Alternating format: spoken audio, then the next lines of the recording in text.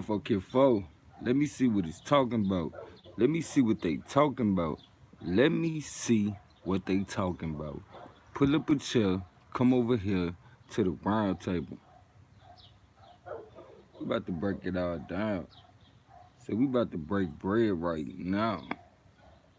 If you new around here, make sure you hit that subscribe, hit that notification bell, fill it all the way in so we can go all the way in when we come around. Um, Shit, drop a comment, say what's up, cause this is my way of saying what's up to y'all. Um, Long story short, I wanted to talk about the different intuitive rituals that come to us. Um, for me, recently I had a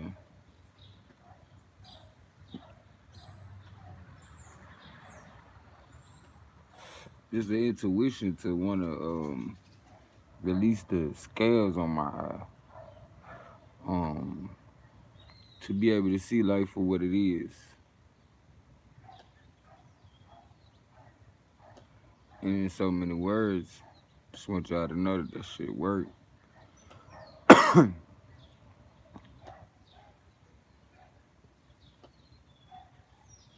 For the final reveal, I remember waking up and feeling like I was just like pulling scales off my eyes, as well as throughout the day feeling like steady more just, wiping scales off my eyes, or, feeling like I was trying to wipe for sleep, but wasn't no sleep coming, as well as it felt a lot different than normal.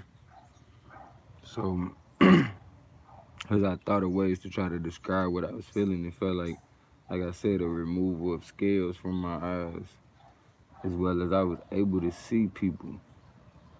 I was able to see people for who they was for once. And usually I would write it off or explain it away. Um, this time it was undeniable to me, as well as anybody that was able to see it. So I felt like this was like the culmination of me having a scale removal ritual, or the removal of the blinders that's on all of us. Like I did the video recently that I learned from Sister Fluburn. Y'all make sure y'all check out the recent videos that I put up about breaking the contract of disillusion. I break the contract of disillusion in order to see what's in front of me. I break the contract of disillusion in order to see what's in front of me. I break the contract of disillusion in order to see what's in front of me.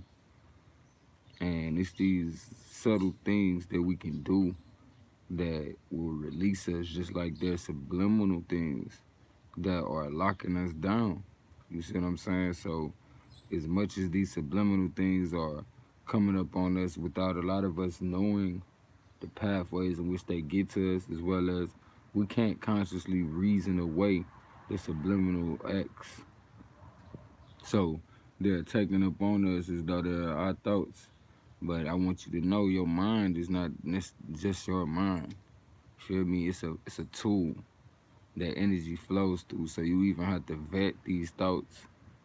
You have to vet these thoughts before you just be like, oh, this just how I'm feeling. This is my thought. This what I'm thinking. You know what I'm saying? You have to vet these thoughts all the time.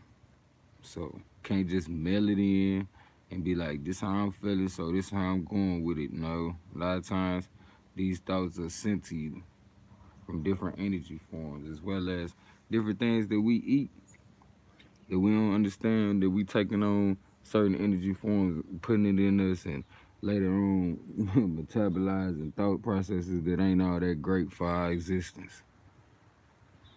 We have to break these contracts of disillusion, which also means we have to stop ignoring the truth that's right in our face. We have to stop.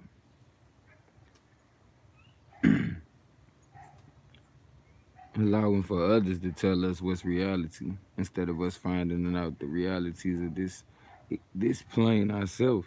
There's dimensions to this. That meaning there's levels to this existence. And in order to even appreciate where you are, you have to understand these levels. You can't understand partially the complexity of this existence in order to know that there's even more that you don't understand about it. Then it's like I said, it's really almost impossible for you to be grateful for the life that you got. So I encourage you to go out here and learn more about life, starting with the basics. And even if you feel like you know it, start back over. Go back to some of the basics of science. And even with that, go into it objectively.